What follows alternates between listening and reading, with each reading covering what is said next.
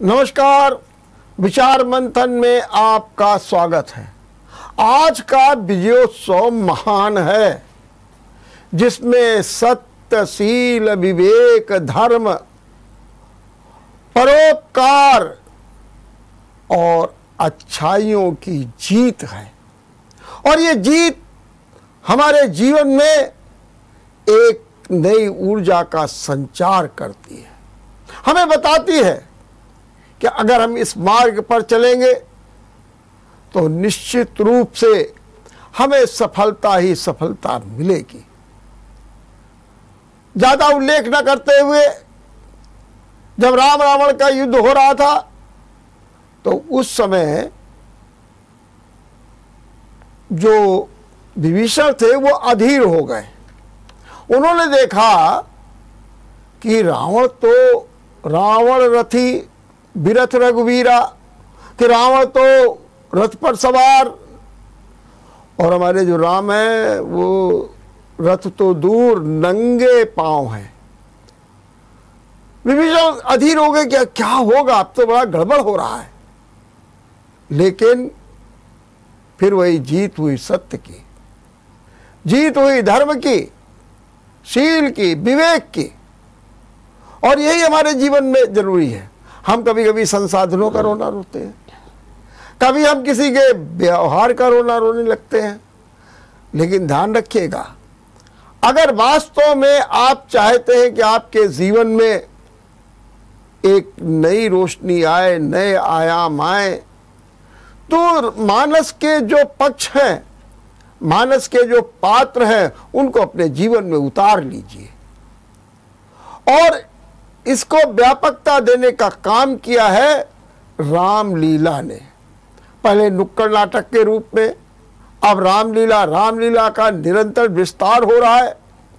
एक समय था जब रामलीला में मोहल्ले के लोग, कलाकार कतिपय पात्र बनकर के अभिनय करते थे, एक भारी भीड़ जुड़ती थी। लेकिन अब ताम भी है, झाम भी है, सब कुछ है, लेकिन कहीं ना कहीं लगता है कि जो मर्यादा पुरुषोत्तम राम का मंच है वो अमर्यादित हो रहा है। ये भी हो रहा है, लेकिन हमारी उम्मीदें भी जग रही हैं। जब हम ये कहते हैं कि अयोध्या की रामलीला से 25 करोड़ लोग जुड़े हुए हैं, तो ये अपने आप में भी एक आह्लाद है। मानस की रामलीला हमें कहां कहां कैसा कैसा संदेश दे रही है, आज इसी पर चर्चा करेंगे। और इस चर्चा में मेरे साथ हैं डॉक्टर कमल मुसद्दी। वैसे तो उनका परिचय है कि डॉक्टर कमल मुसद्दी एक जानी मानी कवित्री है और मंच की साज सज्जा, संचालन सब में अद्भुत भागीदारी निभाती है। लेकिन आज हम उन्हें एक शोधकर्ता के रूप में भी आपके समक्ष प्रस्तुत कर रहे हैं। रामलीला की परंपरा, उसके बदलते स्वरूप, उसके संदेश, सब पर एक व्यापक शोध कार्य किया है और इसी पर उन्हें पीएचडी उपाधि भी मिली है। मैं ऐसी विदुषी डॉक्टर कमल मुसद्दी का बहुत बहुत अभिनंदन करता हूँ और ये अपेक्षा करता हूँ कि कमल मुसद्दी जी आज कुछ कहें। हम बड़े व्यग्र हैं उनकी बातों को सुनने के लिए, लेकिन चूंकि वो कवित्री हैं, इसलिए मैं चाहूँगा कि राम की किसी कविता से ही शुरुआत हो, ताकि हम उसको एक नया स्वरूप प्रदान कर सकें। जेएमडी के सभी दर्शकों को मेरा प्रणाम, जय श्री राम। मैं आभार व्यक्त करती हूँ डॉक्टर रमेश वर्मा जी का, जिन्होंने आज मुझे ये अवसर दिया कि मेरे मुख से श्री राम के विषय में, रामलीला के विषय में कुछ शब्द शायद उच्चरित होंगे। मैं, जैसा कि उन्होंने मुझे आदेश दिया है कि एक रचना राम पर मैं पढ़ रही हूँ। मेरा ऐसा मानना है कि हम लोग राम राज्य की कितनी भी कल्पना कर लें, लेकिन राम राज्य एक ऐसी व्यवस्था है जिसमें जब तक सबकी भागीदारी नहीं होगी तब तक राम राज्य का सपना बेमानी है। हम दूसरों से उम्मीद करें, लेकिन हमारी अपनी क्या भूमिका है ये भी हमें निर्धारित करना पड़ेगा। मैं मानस के प्रसंग से आपको ये कविता सुना रही हूँ कि जीवन का सब आनंद लुटा, जीवन का सब आनंद लुटा, राघव तप संग पूरा परिवार जुटा। राघव संग पूरा परिवार जुटा, छोटी माँ केकई ने अजब गजब सी मांग करी, प्राणों की आहुति देकर पिताश्री ने राम राज की नींव धरी। प्राणों की आहुति देकर पिताश्री ने राम राज की नींव धरी। माँ ने छाती पर पत्थर रखकर अनापेक्षित भविष्य स्वीकार किया। माँ ने छाती पर पत्थर रख अनापेक्षित भविष्य स्वीकार किया। पत्नी सीता ने साथ निभाने का क्षण भीतर ही संकल्प लिया। पत्नी सीता ने साथ निभाने का क्षण भीतर ही संकल्प लिया। अनुज लखन ने भी छायाबंद संग रहने की उद्घोषणा करी। अनुज लक्ष्मण ने भी छायाबंद संग रहने की उद्घोषणा करी। और भरत ने सिंहासन ठुकरा, बस चरण पादिकाओं पर निज आस्था धरी। और भरत ने सिंहासन ठुकरा, बस चरण पादुकाओं पर निज आस्था धरी। ये घटनाक्रम हमको एकजुटता का महात्म्य समझाता है। ये घटनाक्रम हमको एकजुटता महात्म्य समझाता है। निस्वार्थ हो जब मिले सभी, तभी रामराज आ पाता है। निस्वार्थ हो मिले जब सभी, तभी रामराज आ पाता है। त्याग, तपस्या, धन, लोलुपता मर्यादा के बड़े विरोधी हैं। सॉरी, छल असत्य धन लोलुपता, छल असत्य धन लोलुपता मर्यादा के बड़े विरोधी हैं। जाति पाति वर्गवाद सब रामराज अवरोधी हैं। जाति पाति धर्म वर्गवाद सब रामराज अवरोधी हैं। जब सत्ता को लेकर भाव सभी भरत त्याग के जैसे होंगे, तो फिर सत्ता की खातिर संघर्ष भला कैसे होंगे। जब भाव भरत जैसे होंगे तो सत्ता की खातिर संघर्ष भला कैसे होंगे। राम राज्य के संकल्प सदा नंदीग्राम से आते हैं। राम राज्य के संकल्प सदा नंदीग्राम से आते हैं। राम राज्य वाला पथ वान्या सिया के सपूत बनाते हैं। राम राज वाला पथ वान्या सिया के सपूत बनाते हैं। अग्नि परीक्षा में जब कोई सफलता पाता है, अग्नि परीक्षा में जब कोई सफलता पाता है, तभी तो सहज भाव से रामराज आ पाता है। तभी तो सहज भाव से रामराज आ पाता है। और अंत में मैं कह रही हूँ कि परिवार इकाई जैसा ही, परिवार देशवासियों से कि परिवार इकाई जैसा ही ये भारत देश हमारा है। परिवार इकाई जैसा ही ये भारत देश हमारा है। इस परिवार को त्याग, तपस्या, सदसंकल्पों का मिला आज सहारा है। इस परिवार को त्याग, तपस्या, सत्संकल्पों का मिला आज सहारा है। स्वार्थ छोड़ सब साथ चले तो शत्रु खुद ही डर जाएगा। स्वार्थ छोड़ सब साथ चलें तो शत्रु खुद ही डर जाएगा। पुरुषोत्तम के एक बाण से आतंकी रावण मर जाएगा। पुरुषोत्तम के एक बाण से आतंकी रावण मर जाएगा। वर्गवाद और भ्रष्टाचार का जब दशानन मर जाएगा, लोकतंत्र खुद में ही मर्यादा पुरुषोत्तम हो जाएगा। वर्गवाद और भ्रष्टाचार का जब दशानन मर जाएगा, लोकतंत्र खुद में ही मर्यादा पुरुषोत्तम हो जाएगा। तय मानो उसी वक्त रामराज आ जाएगा। तय मानो उसी वक्त रामराज आ जाएगा। तब तुलसी बन जन गण मन ये चौपाई गाएगा कि रामराज बैठे त्रिलोका, हर्षित भय गए सब शोका। रामराज बैठे त्रिलोका, हर्षित भय गए सब शोका। जनगण मन होकर निर्भय बोलो श्री राम भगवान की जय। श्री राम। बहुत अच्छा, बहुत अच्छा, बहुत अच्छा। कितनी सामयिक कविता।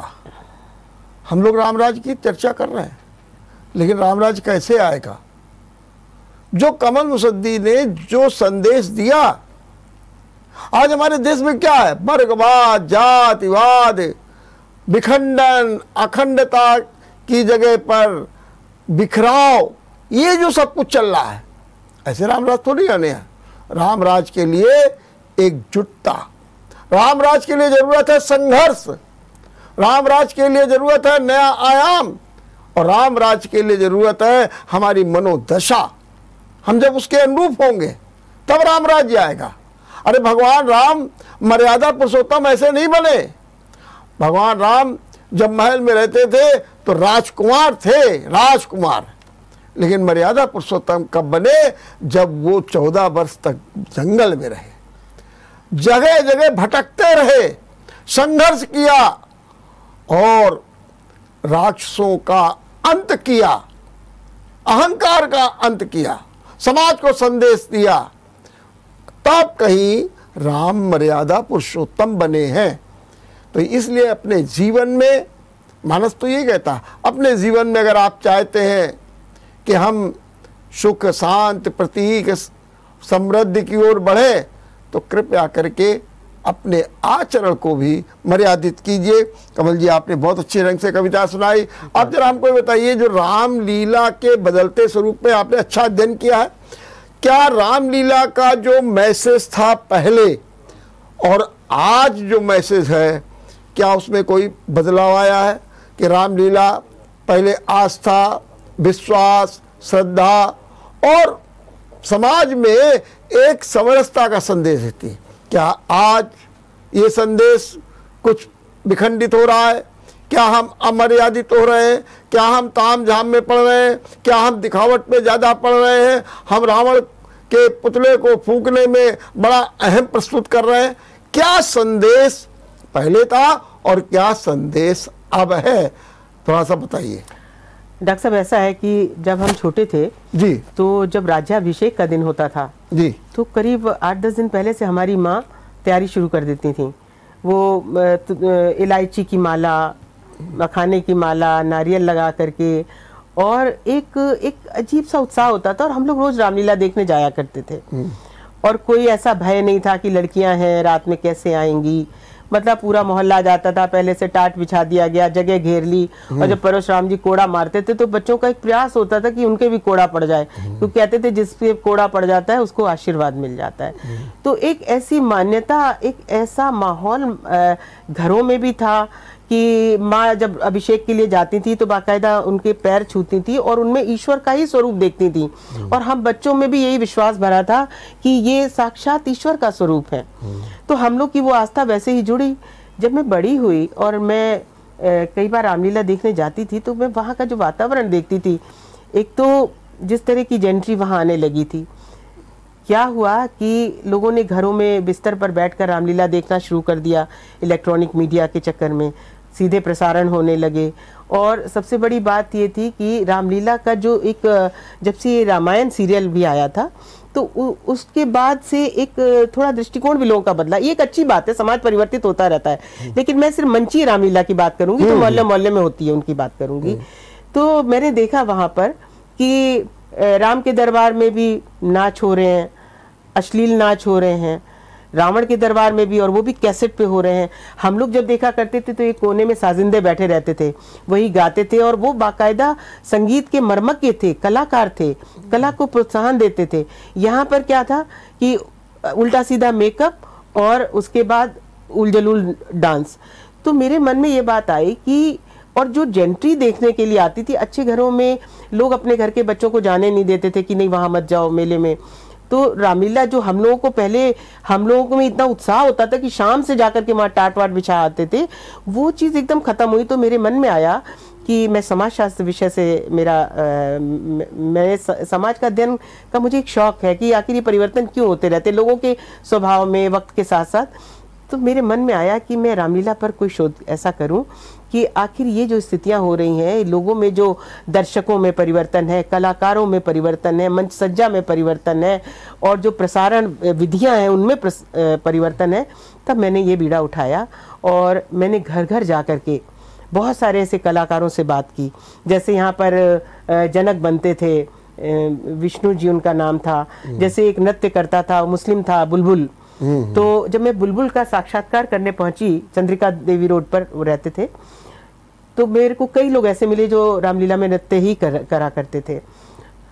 तो जो उनसे मेरी बात हुई तो वो कहने लगे देखो ऐसा है कि बेटा हम लोग जब नाचते थे तो हम लोग रावण के दरबार में भी नाचते थे, तो हम भजन वजन पे ही नाचते थे। राम के दरबार में तो नृत्य का कोई मतलब नहीं था और हमारे सर से पल्ला नहीं उतर सकता था। और अब क्या हो रहा है, तो वो अंदर से वो कलाकार होने के नाते वो अपनी रोटी चलाते थे उस कला से, बावजूद उसके उन्होंने अपनी अपनी मर्यादा का कभी भी उल्लंघन नहीं किया था। लेकिन अब क्या हो रहा था धीरे धीरे कि अपनी रोटी चलाने के लिए, अपना वो करने के लिए कितना ज्यादा हम, एक होता है ना कि एक समरसता की बात करें, धर्म की बात करें, आस्था की बात करें, अब क्या था कमाई की बात करें, कौन सा ऐसा स्वरूप अपना दिखा दें हम मंच से कि हमारी कमाई ज्यादा होने लगे। तो जब मकसद बदल गए, उद्देश्य बदल गए, तो निश्चित रूप से जब अर्थ प्रमुख हो जाएगा तो गिरावट तो आनी है। पहले कलात्मकता उद्देश्य थी और सामाजिक समरसता का संदेश था। सामाजिक समरसता की बात बताऊं डॉक्टर साहब को कि जितना मेकअप करने वाला था सब मुस्लिम था, जितना पुतला बनाने वाला था मुस्लिम था, आतिशबाजी मुस्लिम्स के हाथ में थी, और नृत्य करने वालों में भी बहुत सारे मुस्लिम्स थे, और इनमें कहीं कोई आपस में कोई विवाद नहीं था। भगवान राम के स्वरूप का वो भी उतना ही सम्मान करते थे।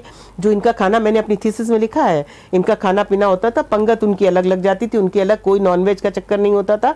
दोनों एक दूसरे की मर्यादा का, एक दूसरे की सीमाओं का ध्यान रखते थे। तो हर वर्ग का व्यक्ति जुड़ा हुआ था रामलीला से, हर वर्ग का, जिसका किसका क्या रोल है। तो एक सामाजिक समरसता की बात थी और सबकी एक साधे वाली, सबकी आस्था भगवान राम में थी। यहाँ पर एक चीज आपको और बताऊं, उस वक्त भी रामचंद्र का ऐसा था कि बचपन के राम अलग होते थे, कलाकारों में परिवर्तन होता रहता था। बचपन के राम अलग, उनका मेहनताना बहुत थोड़ा होता था। युवा राम, फिर वनगमन वाले राम, फिर अभिषेक वाले राम, तो कई रूपों में कई कलाकारों को राम के स्वरूपों में ढालना पड़ता था और सबका जो मेहनताना होता था उसमें भी फर्क होता था। और आपको ये जान के आश्चर्य होगा कि उस जमाने में भी जो नृत्य करने वाले थे उनका मेहनताना राम से कई गुना ज्यादा होता था। राम को मेहनताना बहुत कम मिलता था। तो ये सब मेरे विषय रहे कि मैं देखूं इनकी सामाजिक स्थिति क्या है। एक सज्जन से मैंने बात की, मैं नाम याद नहीं है, उन्होंने कहा कि मैं लक्ष्मण का रोल करता था, तो शादी वालों, मतलब मेरे परिवार के लोग, तो उन्होंने कहा अरे ये रामलीला में काम करता है, तो उसकी शादी में बहुत दिक्कतें आ रही थी क्योंकि लोग जल्दी अपनी, तो मतलब लोगों के अंदर एक त्याग की भावना थी। वो जब इस कला से जुड़ते थे तो सुख और वैभव के लिए नहीं जुड़ते थे, आस्थाओं से जुड़ करके वो कला को भी प्रोत्साहन देते थे और अपनी धर्म, अपनी आस्थाओं को भी जिंदा रखते थे, अपनी कला संस्कृति को भी जिंदा रखते थे, जिसमें धीरे धीरे कुछ तो इलेक्ट्रॉनिक मीडिया की वजह से कह लीजिए आप, कुछ लोगों का अपना रहन सहन सोच, और कुछ जब पहले भी संपूर्ण रामायण फिल्म आई थी बहुत साल पहले, हमारी माँ वगैरह ने देखी थी, लेकिन जब ये जो रामायण सीरियल आया उसके बाद से जन जन का इससे जुड़ाव हुआ, तो वो जो स्तर उसमें देखा गया, तो आदमी कभी कभी स्तर भी आंकने लगता है। जब वो मंच पे देखने जाता है तो उसे लगता है कि जब वो स्तर नहीं उसे मिल रहा है, या उसको, तो जो अभिजात वर्ग है या जो थोड़े समझदार वर्ग है या तो गंभीर लोग हैं,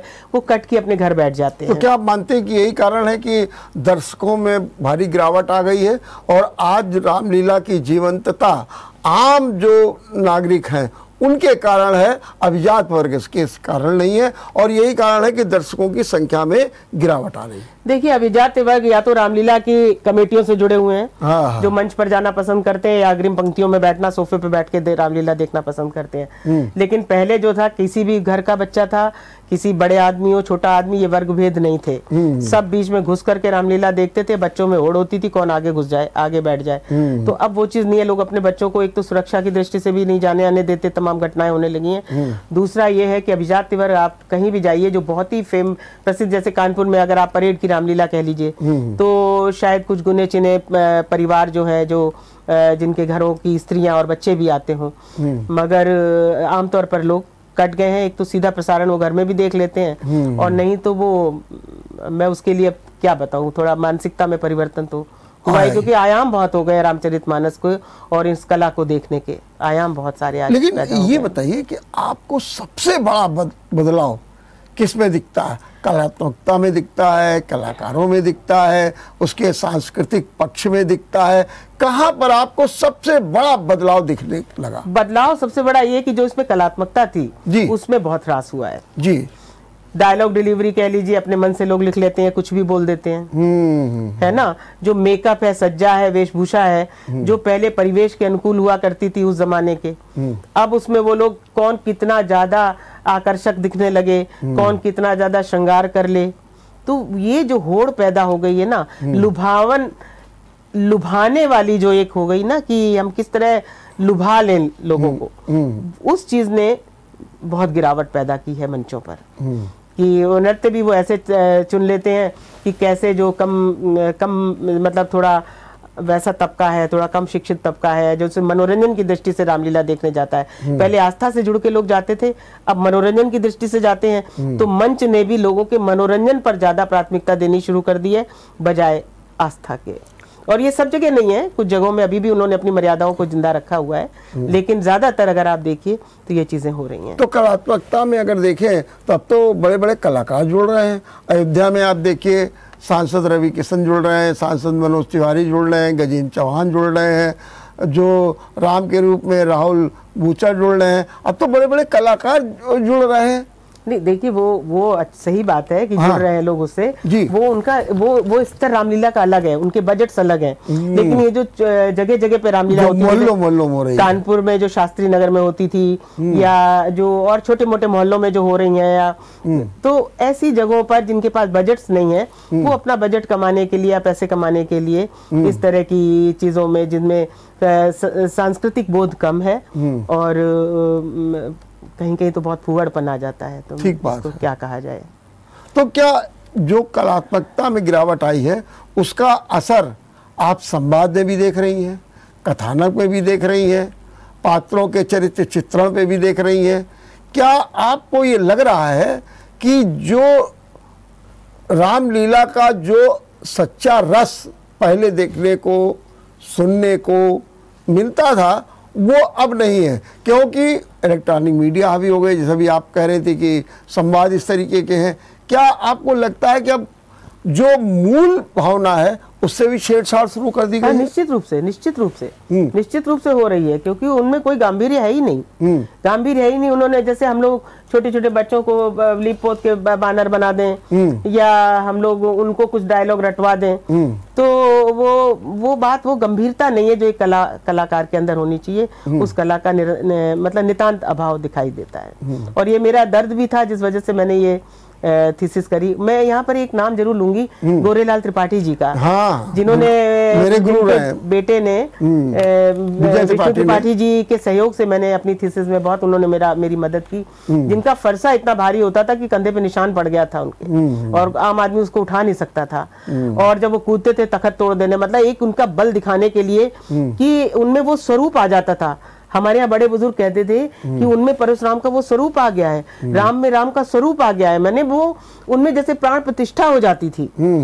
आज आप बताइए कहाँ पर ये सब चीजें हो रही हैं? जो बहुत बजट की रामलीला हैं, उनमें वो बजट्स में उनका मतलब उनका स्तर तो बहुत अच्छा हो गया है ये तकनीकी दृष्टि से, लेकिन वो जो एक श्रद्धा, एक नासमझ मन जो भक्ति में लीन हो जाता था राम को देख करके, सवारी निकलती थी तो हमें याद है पैर छूने की होड़ रहती थी। अगर किसी को राम के पैर छूने को मिल जाता था तो उसे लगता था उसका जीवन धन्य हो गया, उद्धार हो गया। मैंने भी वो जीवन देखा है, मैंने भी वो किया है अपनी माँ के साथ। फूलों की वर्षा होती थी, फूलों की वर्षा होती थी और पैर छूने की होड़, मतलब क्या मैं बताऊं, वो क्या वो वातावरण है। अब तो लोग मजाक उड़ाते हैं। तो ना तो लोगों में वो चीज रह गई है, ना दर्शकों में वो चीज रह गई है, ना कलाकारों में वो चीज है, ना दर्शकों में वो भाव है। तो अब जो दर्शक हैं तो वो जाते हैं देखने के लिए, तो उन्हें आनंद संवाद में नहीं आता है, उनकी कलात्मकता में नहीं आता है। उन्हें आनंद जो उसमें मस्खरे होते हैं या जो नाच गाने वाले होते हैं उसमें ज़्यादा। जैसे आज राम रावण का युद्ध होगा तो युद्ध पे किस तरीके से राम लड़ रहे हैं, रावण लड़ा, इस पर नहीं होगा, बल्कि जो पुतले का दहन होगा उस पर होगा। आज बड़ी चिंता है हमारे दर्शकों में, आज रावण कैसे जलेगा, वो तो डूब गया है पानी में, अब तो वो उसके चिथड़े चिड़े हो गए हैं, वो भीग गया है, क्या वास्तव में आज रावण का मरना कैंसिल हो जाएगा? माने इस पर बड़ी चिंता है। और कैसे रामलीला होगी इस पर चिंता नहीं, चिंता रावण को लेकर के है। उसके तो चिथड़े चिथड़े हो गए, कोई कह रहा लाख अब की बोल लगानी पड़ेगी, कोई कह रहा नहीं पटाखे बहुत लगाने पड़ेगी। तो ये जो दर्शकों की मानसिकता, जो उनकी रुचि है, उसमें भी बड़ा बदलाव आया। इसलिए कोई ज़्यादा ही नहीं सुनना चाहता है कि राम रावण से क्या कह रहे हैं, राम विभीषण किस तरीके से क्या कह रहे हैं। इस पर कोई चिंता नहीं, चिंता सिर्फ ये है कि धूम धड़ाका, वो यही सब है ना। देखिए पहले क्या होता था कि बहुत सारी चीज़ों का ज्ञान ना होने से जो भ्रांतियां थीं वो हमें जीवन में आनंद देती थीं। आप दुर्गा सप्तशती पढ़िए तो उसमें एक पंक्ति है कि या देवी सर्वभूतेषु भ्रांति रूपेण संस्थिता। भ्रांति तो माँ कहती थी कि कुछ भ्रम जीवन के जरूरी होते हैं। जैसे सुदर्शन चक्र की कहानी में बाबा भारती से खड़ग सिंह कहते हैं, खड़ग सिंह से बाबा भारती कहते हैं कि तुम ये घटना का जो तुमने घोड़ा छीना है मुझसे बीमार बनके, इसका जिक्र मत करना, है ना, नहीं तो लोग गरीब बीमार और इसकी मदद करना बंद कर देंगे। अब क्या है कि हम लोगों में एक स्वभाव हो गया मनुष्य में बाल की खाल निकालना, हर चीज की तह तक जाना। तो जब सारी भ्रांतियां टूट गईं, पहले बच्चों को आप परी कथा से बहला सकते थे, पहले राम के स्वरूप में आस्था का संचार करा सकते थे। अभी क्या है, लोग सत्य में झांकने लगे हैं। तो आप जो कह रहे हैं ना, ये जो चिंताएं हैं, ये चिंताएं इसीलिए हैं कि वो उस सत्य के करीब आ गए हैं। उन्हें पता है इतनी तेज बारिश हुई है तो रावण जल का तो कम बाद में मरेगा, गल के पहले मर गया। तो इसलिए लोग इस तरह की चर्चाएं करने लगे। ये कोई आश्चर्यजनक बात नहीं है, ये स्वाभाविक चीजें हैं, क्योंकि इतने पर्दे हट चुके हैं कि हर आदमी को ऐसा लगता है कि वो ब्रह्मज्ञानी हो गया है, वो सर्वज्ञानी है और वो हर समस्या के बारे में सोच सकता है, चिंता कर सकता है। तो जब व्यक्ति स्वयं में स्वयंभू होने लगता है तो उसकी आस्थाएं प्रभावित होती हैं। फिर वो अपनी आस्थाओं में भी इसी तरह के कमेंट्स करता है, इसी तरह की चीजें वो करता रहता है। अरे ठीक है ना, वो लोग कौन, मतलब कहते हैं ना कि हमने कण कण में भगवान की कल्पना की है, लेकिन उस कण कण में भगवान की कल्पना करने के लिए हमको कहीं ना कहीं एक नासमझ होना पड़ेगा। अगर हम वैज्ञानिक स्तर पर ये कहने का ये तो पत्थर है, तो हमारी आस्था कैसे जुड़ेगी। तो ये जो चीजें हैं ना, इन चीजों का कहीं ना कहीं ह्रास हो रहा है। लोग इतना ज्यादा अपने आप में इतना ज्यादा सत्य को उद्घाटित करने में लगे रहते हैं हर वक्त कि यही उनके दर्द का भी कारण है। वर्मा डॉक्टर साहब, ये बिल्कुल सच बात है कि आप जितना कभी कभी कहते ना, भगवान राम के मुंह से भी एक जगह कहलवाया गया है कि अज्ञानता ढाल होती है कई जगह। जब हम सब कुछ जानने लगते हैं ना, तो हमारे दर्द बहुत पराकाष्ठा पे पहुंच जाते हैं। कुछ चीजों का ना जानना भी बेहतर होता है। ये आस्थाएं जो होती हैं, ये हमें जीवन जीने की शक्ति देती हैं, हमें एक जीवन जीने की ऊर्जा देती हैं। और इसलिए ये स्वरूप ढाले गए कि जाकी रही भावना जैसी, प्रभु मूरत देखी तिन तैसी। हमारे ग्रंथों में हर स्वरूप दिखाया गया है, प्रभु ईश्वर को हर रूप में दिखाया गया कि जिसको जो स्वरूप पसंद हो, जिसकी जिस स्वरूप से आस्था जुड़े, वो उस स्वरूप का अनुकरण करने लगे। इसलिए तमाम स्वरूप दिखाए गए, दुर्गा के 9 रूप दिखाए गए। जिसको जो चाहिए, जिसकी जो अंदर से अंतरात्मा चाह रही हो, वो वैसी देवी के पास पहुंच जाए। तो हमें एक तारतम्य बनाने के लिए, ताकि हम जी सके, ताकि हम वो शक्ति ले सके उनसे। लेकिन अब जब लोगों में इतना ज्यादा, मतलब इतना एक होता नहीं है कि कहते अरे हमें बहलाओ मत, तो ये जो चीजें ये मनुष्य के दर्द का कारण बन रहा है। मैं तो सोचती हूँ कि ये आस्थाएं, ये धर्म, ये हमारी जो भ्रांतियां हैं या हमारे जो विश्वास हैं, ये हमारे जीवन के लिए बहुत जरूरी है। जीवन को सुचारू रूप से चलाने के लिए जरूरी है, जीवन को ऊर्जा देने के लिए जरूरी है। रामलीला का जो मंचन शुरू हुआ और जिस तरह से रामचरितमानस जन जन तक रामलीला के माध्यम से पहुंची, सरलीकरण हुआ उसका, स्वरूपों को ढाल करके, कि जो नहीं पढ़ सकते थे, अशिक्षित थे, उन तक भी वो सब कुछ पहुंचा। वो आस्थाएं पहुंची, वो विश्वास पहुंचे, वो पारिवारिक कैसे समरसता बनती है, कैसे रामराज की कल्पना होती है, कैसे गुरु का आदर होता है, कैसे मर्यादाओं का पालन होता है, पत्नी का धर्म क्या है, सेवक का धर्म क्या है। हनुमान जी को एक सेवक के धर्म के रूप में दिखाया, लक्ष्मण भाई का धर्म क्या है अपने वजूद के साथ। तो ये सबके क्या क्या रोल होने चाहिए, इन सबका संदेश देती है रामलीला। और जो अशिक्षित थे, जो पढ़ नहीं सकते थे, जो मीमांसा नहीं कर सकते थे, उन तक पहुंचाने का बहुत अच्छा साधन था, जो धीरे धीरे हालांकि तकनीकी दृष्टि से उसमें विकास हुआ है, लेकिन अगर नुक्कड़ नाटक के रूप में या साक्षात हम लोग जो आमने सामने की बात करें, उनमें काफी ह्रास हो रहा है। इसके लिए हम लोग को सबको ध्यान देना चाहिए कि इसका जो कलात्मक स्वरूप है, इसका ह्रास होने का मुख्य कारण आप क्या मानती हैं? मुख्य कारण अर्थ है। धन कमाने की लोलुपता है। ओह, तो रामलीला में कौन धर्म कमाने की बात आती है? नहीं, रामलीला में पहले नहीं था लोगों में ये भाव। अच्छा। लेकिन अब है। आप देख लीजिए, आप जब जो मेले लगते हैं, भाई मेले में भी आर्थिक पक्ष तो होता ही है ना उन सब चीजों का। नहीं तो और जो कलाकार हैं, पहले कलाकार भी श्रद्धा नत होकर के जाया करते थे। अब आप कलाकार महंगे बिकने लगे हैं, बिना पैसे वो भी नहीं आएंगे। पहले तो आदमी श्रद्धा में कर लेता था काम, जो मिल जाए ठीक है, रोटी पानी पे खाली कर लेता था काम। अभी उनको मोटे मोटे लिफाफे चाहिए, पैसा चाहिए। मेकअप का सामान ही ले लीजिए आप, इतना महंगा है। पर्दा, टेंट, खटीला, सब कुछ तो इतनी महंगाई है, तो बिना पैसे तो नहीं हो सकता। क्योंकि पहले अब ये सब कुछ रोटी से जुड़ गया है, अब सब कुछ रोजगार से जुड़ गया है। तो जब रोजगार से जुड़ेगा तो उद्देश्य तो बदल गया, और जब उद्देश्य बदलेगा तो फिर स्तर तो कहीं ना कहीं प्रभावित होगा। और यही कारण है कि रामलीला में बीच बीच में चंदा की डिमांड शुरू कर दी जाती है। हाँ, चंदा तो लोग लेते ही हैं, और चंदा तो घर घर से लेने जाते हैं। मैं भी कई जगह देती हूँ चंदा। और बिना चंदे के देखिए, सामाजिक कार्यों के लिए बिना सामाजिक सहयोग के तो नहीं हो सकते हैं, वो तो बहुत जरूरी है। लेकिन ये जरूर है कि मनमानी नहीं होनी चाहिए किसी की भी आयोजक की, कि अगर उन्होंने ज्यादा पैसा दे दिया है तो फिर कहीं इन मंचों को राजनीतिक मंच भी बना के उपयोग किया जाता है। कहीं लोग अपने प्रचार प्रसार के लिए भी करने लगते हैं, कि अपनी प्रोडक्ट्स को प्रचारित करने लगते हैं। तो ये सब जो माध्यम बना लेते हैं, मुझे लगता है कि जब आस्था से जुड़ा मंच है तो इनमें इन सब चीजों का को नहीं लाना चाहिए। तो यही कारण है कि रामलीला से जो आध्यात्मिक पक्ष है, सांस्कृतिक पक्ष है, वो निरंतर कमजोर होता जा रहा है। हाँ, बिल्कुल। चलिए, हम यहाँ एक छोटा सा ब्रेक लेंगे और ब्रेक के बाद अपनी चर्चा को जारी रखेंगे। ब्रेक के बाद आपका एक बार फिर स्वागत है। हम चर्चा कर रहे हैं निरंतर रामलीला के बदलते स्वरूप की, और इस चर्चा में सारगर्भित जवाब दे रही हैं डॉक्टर कमल मुसद्दी, जिन्होंने इस पर शोध कार्य किया है। डॉक्टर साहब, आपका तो मानस से जुड़ाव, काव्य जगत से जुड़ाव, आप देख रहे हैं कि मानस में भी सीता की जो भूमिका है वो बड़ी अहम है। आज भी हम लोग चर्चा कर रहे हैं।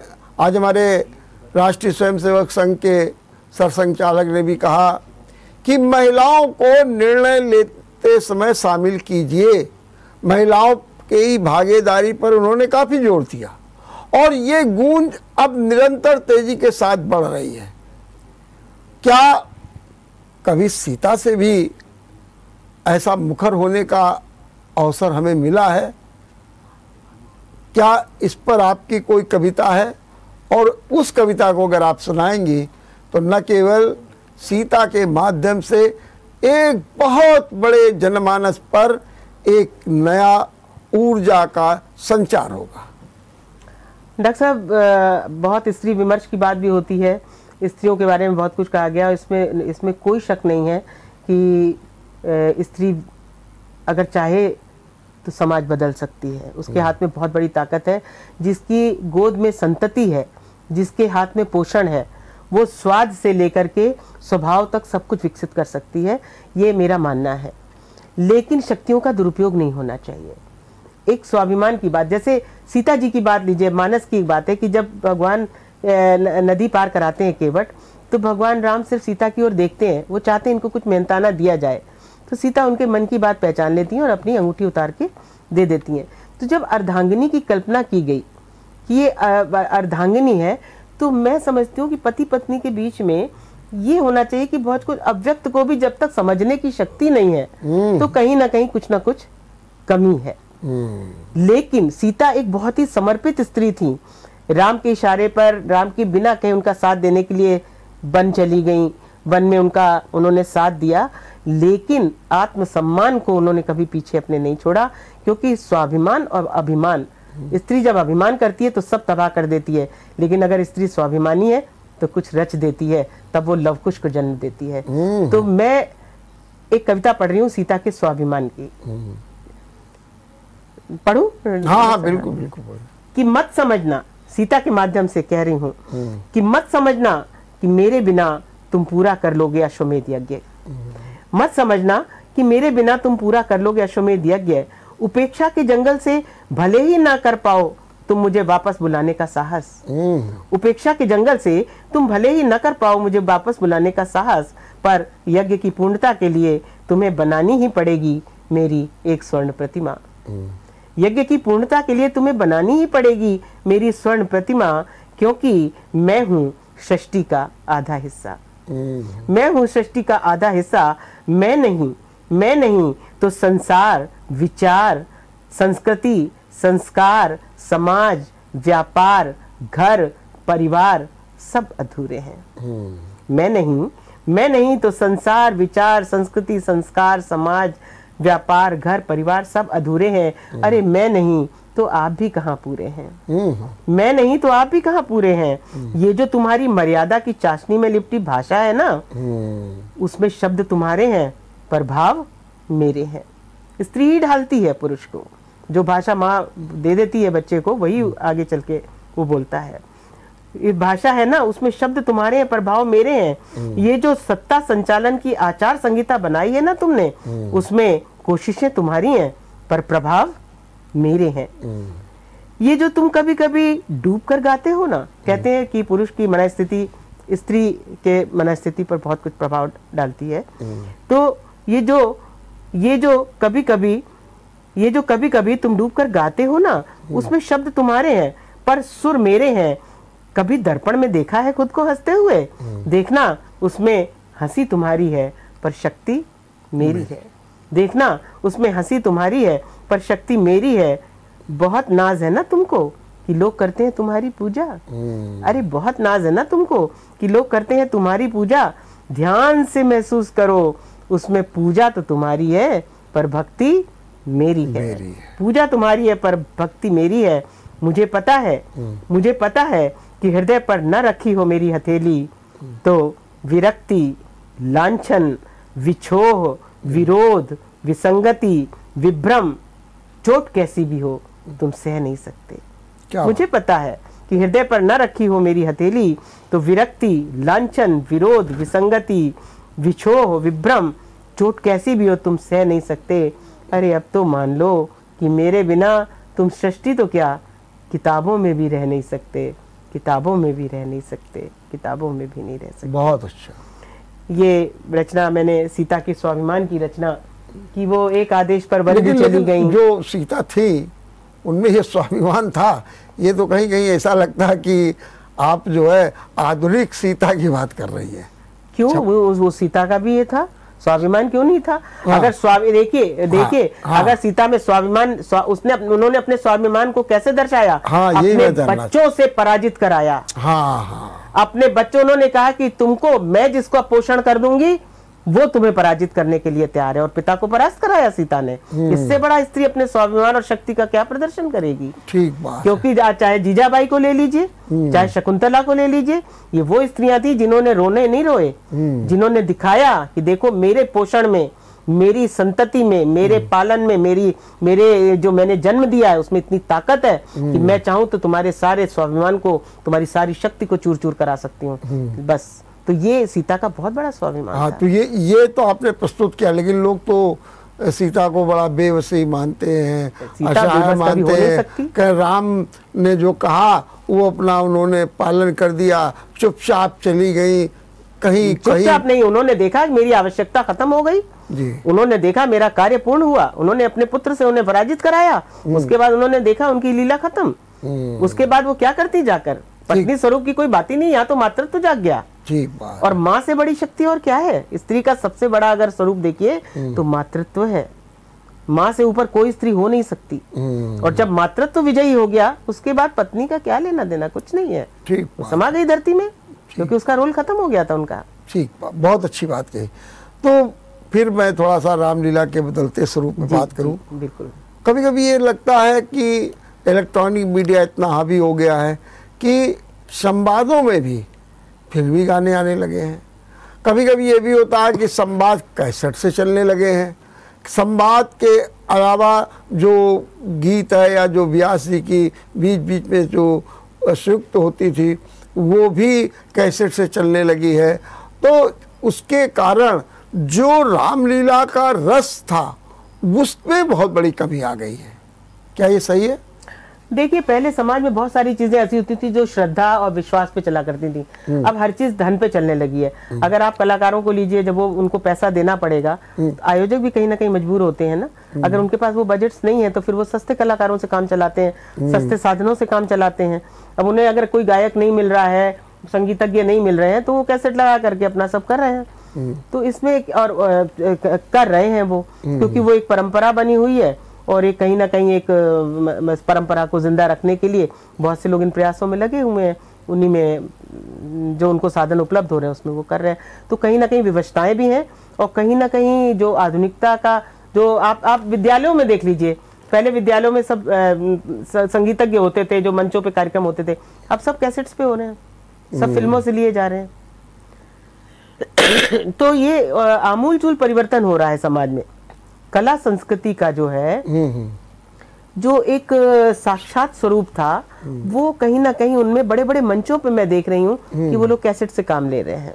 मतलब शास्त्रीय स्वरूप उसका कहीं ना कहीं ह्रास हो रहा है। और जहाँ पर रामलीला, जो बड़ी रामलीला है, जैसे कानपुर में जो बड़ी रामलीला हो रही है, उनमें अभी उन लोगों ने जिंदा रखने के प्रयास किए हैं। कलाकार भी सब बड़े मंजे हुए आते हैं, अच्छे आते हैं, मर्यादित भी है। लेकिन जो छोटे मोटे रामलीला हो रहे हैं, जिनके मैंने फिर वही बात कही कि मोहल्ले मोहल्लों में जो रामलीला हुआ करती थी, उनके स्वरूप में वो, इससे तो वो लोग उसको ना करें, एक दिन की कर दें, लेकिन उसके स्वरूप को इस तरह विकृत ना करें। क्योंकि ये जो विकृति है, जो धर्म से जुड़ी हुई, आस्थाओं से जुड़ी हुई है, उनकी विकृतियां जो है वो समाज का बहुत नुकसान करती हैं। कि हमारे लिए ये जो हमारी आस्थाएं हैं, यही हमारी ताकत होती हैं, हमारी शक्ति का साधन होती हैं। और जब ये आस्थाएं विकृत होती हैं ना, तो इंसान बहुत कमजोर हो जाता है। तब समाज में डिप्रेशन की बीमारियां, अकेलेपन की बीमारियां, असुरक्षा की भावना, अपराध, सब कुछ बढ़ता है। ये हमारे ऊपर एक तरह से बेड़ियां थी, हमारे व्यवहार को नियंत्रित करने वाले एक तरह से कंट्रोलर का काम करते थे। एक बात ये भी है कि अभी आप राजनीति की चर्चा कर रही थी, क्या आजकल रामलीला के मंच राजनीति के जो है वो परिदृश्य बन गए हैं? क्या उनसे राजनीतिक उद्देश्य की पूर्ति की जा रही है? कुछ लोग अपने व्यापारिक और प्रशासनिक कार्यों की पूर्ति कर रहे हैं। क्या ऐसा भी कुछ देखने को मिल रहा है? जो सात्विकता थी वो नहीं अब देखने को मिल रही है। नहीं, व्यापार का ये कि लोग प्रायोजित करते हैं, जो लोग तो अपने प्रोडक्ट्स के लिए अनाउंसमेंट भी करवाते हैं, होर्डिंग्स भी लगवाते हैं, और बार बार कहलवाते भी हैं, और उनका ये एक उद्देश्य रहता है कि बार बार उनका नाम भी लिया जाए जी। तो कहीं ना कहीं बीच में डायलॉग्स के बीच में या अनाउंसमेंट्स होते रहते हैं, वो एक व्यवधान सा लगता है, व्यावसायिकता आ जाती है उसमें कि ये खरीदो, वो बेचो, ये करो। और रही बात राजनीतिक मंच, तो उस पर डॉक्टर साहब मैं कोई टिप्पणी करना नहीं चाहूँगी, क्योंकि ये मेरा विषय नहीं है। और ये तो मैं जानती हूँ कि किसी भी स्वरूप में कहीं भी आजकल जब भीड़ लगाई जाती है, तो कहीं ना कोई भीड़ को प्रभावित करने के लिए कोई ना कोई लक्ष्य लेके आ जाता है। तो मैं इस विषय में ज़्यादा कुछ नहीं कहूँगी।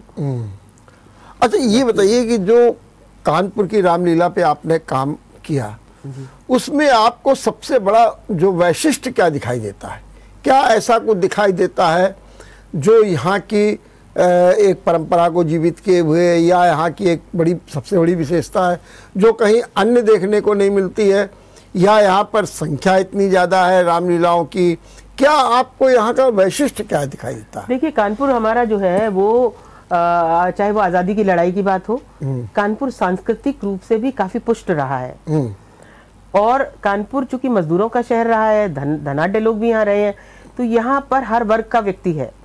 हर वर्ग के व्यक्ति को जीवन जीने के साधन चाहिए, तो वो साधन केवल पेट से नहीं जुड़े हैं, वो मानसिक स्थिति से भी जुड़े हुए हैं। तो जब मन की संतोष के लिए भी यहाँ पर लोगों ने बहुत कुछ किया। जैसे रामायण के जो मंचन हुए कानपुर में कई जगह हुए, बहुत सी जगह। और मैंने तो थीसिस में अपनी लिखा भी है कि इसमें शुरुआत जो है करीब 150 साल हो गए हमारी ये परेड की रामलीला को होते हुए। कोई गर्ग फैमिली थी जिन्होंने इसको शुरू कराया था। IIT में भी होती थी, और शास्त्री नगर में होती थी, किदवई नगर में होती थी, और बहुत सारी ऐसी जगह में, नाम चंद्रिका देवी रोड पर कहाँ नहीं हुआ करती थी।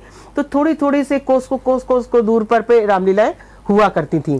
तो उसका मूल उद्देश्य यही था कि जो मजदूर वर्ग भी है कानपुर का, उसको भी अपने मनोरंजन के लिए, या जो यहाँ के कुम्हार हैं या जो खिलौने बनाने वाले हैं, मेले ठेले होते थे, तो एक तरह से सबका ध्यान रखा जाता था कि छोटे गरीब तबके का आदमी भी कमा भी सके और उसका क्योंकि तब मनोरंजन के साधन थे नहीं, वो लोग जा नहीं सकते थे फिल्म देखने, तो उन लोगों के लिए यही मनोरंजन भी था और यही आस्थाओं का जुड़ाव भी था। और इसमें केवल हिंदू ही नहीं जाते थे, हिंदू मुसलमान हर वर्ग हर जात के लोग जाते थे रामलीला देखने, क्योंकि वो उनको एक होता है ना कि एक आनंद की दृष्टि से, ना सही आस्था, आनंद की दृष्टि से जाते थे, उनका मनोरंजन भी होता था। हर आदमी के अपने उद्देश्य अलग अलग होते हैं। तो कानपुर इस मामले में सांस्कृतिक रूप से भी काफी पुष्ट रहा है और इसलिए रामलीला यहाँ पर बहुत जगह होती रही है। मैं थीसिस में मैंने नोट किया हुआ है कि कितनी जगह का है, इतना मुझे याद नहीं है, लेकिन 2-4-5 कोस के बाद कहीं ना कहीं एक रामलीला होती थी। और रामलीला में एक चीज और थी, यहाँ पे आईआईटी के पास या कहीं होती थी, उसमें एक तसला पात्र होता था। तसला पात्र होता था, जैसे कोई बीमार हो गया वो हर रोल कर लेता था। हनुमान जी बीमार हो गए तो तसला पात्र है, उसको हनुमान जी बना दिया गया। राम बीमार हो गए, उनको थोड़ी देर के लिए राम बना दिया गया। मतलब पूरी व्यवस्थाओं के साथ कि व्यवधान ना पड़े, चीजों को खेला जाता था। तो रामलीलाओं के बीच में एक और प्रथा चलती थी, नाटक होते थे। जी जी, मुझे याद है कि मैं तो यही रहता था तब जी। कैलाश मंदिर में रामलीला होती थी और अब तो खैर वहाँ पर नहीं हो पा रही है कतिपय कारणों से, लेकिन उसके बीच में एक दिन नाटक होता था और वो नाटक खास तौर से अंगद पैद होता था, या इसके अलावा भी कई बीच बीच में नाटक हुए। और ये बीच में इसका क्या कारण आप मानती हैं? और लगता है कि वो नाटक होना तो बंद हो गए। इसका कारण देखिए, एक तो जो मंच सज्जा थी वो बनी रहती थी, टेंट खटीला और लोगों की व्यवस्था, तो 2-3 दिन वो बिना किसी खर्चे के उनका वो उपयोग करते थे। और जो नाटक के कलाकार होते थे उनका भी अपना जीवन भी चलता था। प्लस पहले के समाज के लोगों में शिक्षा देने के ये माध्यम भी थे, जनमानस को शिक्षित करने का, उनमें नैतिक मूल्यों के विकास करने का ये साधन होते थे। क्योंकि ज्यादातर आप ये देखिए, ये नाटक श्रवण कुमार, माता पिता का क्या रोल है जीवन में, माता पिता के लिए, उस बच्चों में एक संस्कार देने के लिए श्रवण कुमार नाटक होता था। हरिश्चंद्र तारामती नाटक होता था रामलीला के बाद, तो वो सत्य को की विजय कैसे होती है, तो इस तरह के, या अहंकार अंगद का है, रावण का अहंकार कैसे मदचूर हुआ, तो अहंकार हमेशा दुखदाई होता है। तो इस तरह के जो नैतिक मूल्यों के विकास के लिए जो अशिक्षित समाज को शिक्षित करने का ये नाटक माध्यम हुआ करते थे। और चूंकि रामलीला का मंचन के बाद ये सारे मंच वगैरह तैयार रहते थे, कलाकार तैयार रहते थे, तो उन लोगों की कुछ आमदनी भी हो जाती थी, आर्थिक दृष्टिकोण से भी, सांस्कृतिक दृष्टिकोण से भी और शैक्षिक दृष्टिकोण से भी इन नाटकों का बहुत महत्व होता था और लोगों को बड़ी प्रतीक्षा रहती थी कलात्मकता की दृष्टि से। क्योंकि देखिए, सामवेद की रचना की भगवान शिव ने, कलाएं जो जीवन की हैं वही हमें सब शक्ति देती है जीवन जीने की।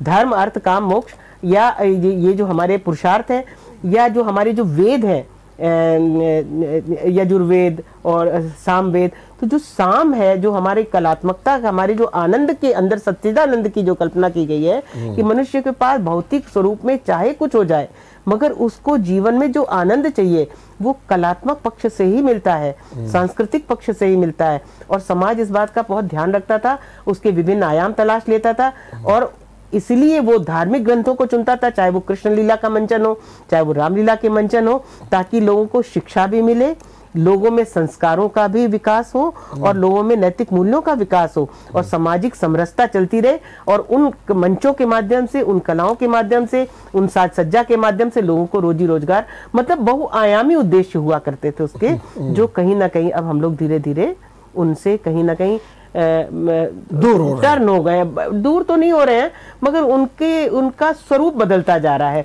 उनके स्वरूप में वो पवित्रता नहीं है, नियत में वो पवित्रता नहीं रह गई, जो पहले जो एक पवित्रता हुआ करती थी उसमें कहीं ना कहीं ह्रास हो रहा है। तो एक सवाल ये भी है, क्या अब ये माने कि जो पुरातन में रामलीला होती थी या नुक्कड़ नाटक होते थे मानस के संदेश देने के लिए, और उससे संदेश जाता था, लोग विचार करते थे, चिंतन करते थे, मनन करते थे, एक सीख लेते थे शिक्षा, क्या अब वो रामलीलाएं जो हैं वो संदेश देने में अब जो है नाकाम साबित हो रही है? नहीं, देखिए, राम का जो चरित्र है वो तो अपने आप में एक संदेश है, सीता का जो चरित्र है, अब हम जब प्रस्तुत जो कर रहे हैं वो किस रूप में कर रहे हैं? राम के उद्देश्य में यदि हमारी भावना है कि हमने भगवान राम के दर्शन किए तो हम उस विकृत स्वरूप में भी राम देख लेंगे। लेकिन जो कमजोर जनमानस है वो तो फिर मीमांसा करेगा, वो तो समीक्षा करेगा, वो कहेगा अरे यही है राम, यही है सीता।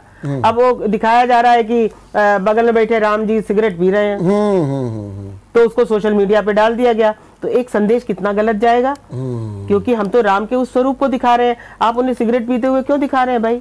आप उनको ये सब इस तरह की जो आप तमाम अभी जो तमाम विवाद पैदा होते रहते हैं, मैं इन सब विवादों का क्या मैं नाम लूं, सब जानती, दुनिया जानती है। तो जिन स्वरूपों की हम आराधना करते हैं, पूजा करते हैं, अगर उन स्वरूपों में कोई कमजोरी भी है एक मनुष्य के रूप में, तो उनका प्रदर्शन ना हो। ठीक बात है, उनका प्रदर्शन ना हो, वो पर्दे के पीछे रहे तो ही अच्छा है।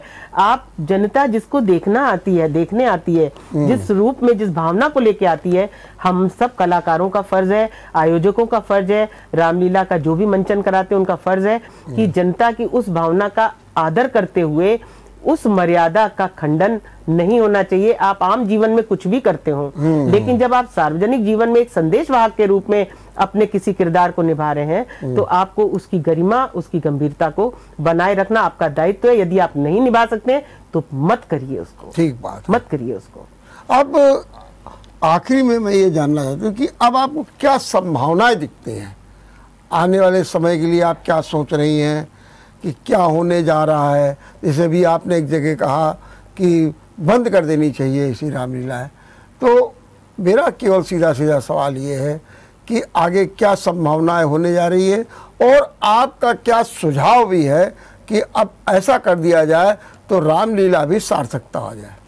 नहीं, मैं बंद करने की बात तो नहीं करूंगी कि रामलीला बंद कर दी जाए, मगर ये जरूर है कि ये सारे समाज का एक दायित्व तो बनता है, और जो आयोजक हैं तो उन लोगों को इस बात का ध्यान रखना चाहिए कि इस तरह की विकृतियों का प्रदर्शन मंचों से नहीं होना चाहिए।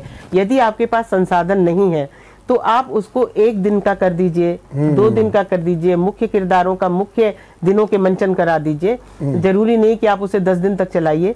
और दूसरा, मैं जो समाज के धनाढ्य लोग हैं उनसे भी मेरा ये निवेदन रहेगा कि जो हमारी ये परंपराएं हैं इनको जिंदा रखने के लिए आप अपने योगदान देते रहिए, क्योंकि बिना, देखिए, जो पोषक हैं समाज के, जिनके पास धन है तो वो धन से अपनी सेवा कर सकते हैं, उनको करना चाहिए, कलाकारों की मदद करनी चाहिए, क्योंकि कलाएं समाज को एक ताकत देती हैं। कलाओं को जिंदा रखना इन लोगों का हमेशा से, आप देखिए तो पुरातन काल से ही राजाओं ने पोषण जब तक कलाओं का नहीं किया, तो कलाओं का पोषण करना चाहिए। वो चाहे रामलीला के कलाकार हो, भविष्य क्या दिख रहा? तो भविष्य यही मैं कहूंगी कि सबकी जिम्मेदारी बनती है, समाज के उन लोगों की जिनके हाथों में पैसा है, वो लोग ऐसे लोगों को, ऐसी मंचों को देखें, उनमें सुधार कराएं, और उनको जहां तक हो सके, ये 10 दिन का हमारा उत्सव है जो समाज को एक नई ताकत देता है, इसको जिंदा रखें, और इनमें जो विकृतियां आ रही हैं इन्हें प्रयास करें कि ऐसी विकृतियों से निजात दिलाएं, और जो रामलीला की मर्यादा है उस मर्यादा के अंतर्गत ही उनको करें। और ये तभी संभव है जब आप कलाकारों को उचित मानदेय भी देंगे, उनका पोषण करने की एक जिम्मेदारी भी लेंगे, और लोगों को अपना कम से कम दाल रोटी का इंतजाम उनका होता रहेगा, तो वो लोग ऐसी विकृतियों की ओर नहीं जाएंगे। तो सबकी जिम्मेदारी बनती है, हम सबकी जिम्मेदारी बनती है, और ऐसा करना चाहिए लोगों को, कानपुर के लोगों को खास करके। बहुत बहुत धन्यवाद डॉक्टर कमल मुसद्दी, आपने बहुत अच्छे ढंग से बातचीत की, और निश्चित रूप से हमारी संभावनाएं प्रबल हैं, लेकिन विकृति से बचना होगा, अमर्यादित आचरण से बचना होगा, शालीनता से ही सारी प्रस्तुति होनी चाहिए, और यदि ऐसा नहीं है तो हम अपने उद्देश्य से और भटक जाएंगे। और इसमें सबसे बड़ी जिम्मेदारी समाज के जो अभिजात वर्ग है, जो धनाढ्य वर्ग है, वो आगे आए, पोषण करे और उनको एक संबल दे, और यदि ये संबल दिया जाएगा तो निश्चित रूप से एक बार फिर जो रामलीला की प्रतिष्ठा थी, उसका जो वैभव था, उसका जो पुरातन स्वरूप था, जो समाज में समरसता का भाव पैदा करने की एक ललक थी, वो भी पूरी होगी। देखते रहिए विचार मंथन। नमस्कार। अगर आपको हमारा वीडियो पसंद आया हो तो हमें लाइक करें, सब्सक्राइब करें और ज्यादा से ज्यादा शेयर करें और हाँ, बेल आइकॉन दबाना ना भूलें ताकि हर खबर का अपडेट आप तक पहुंचे तुरंत। आप हमें इंस्टा, ट्विटर और फेसबुक पर भी फॉलो कर सकते हैं। हमारी आईडी है @JMT News Flash।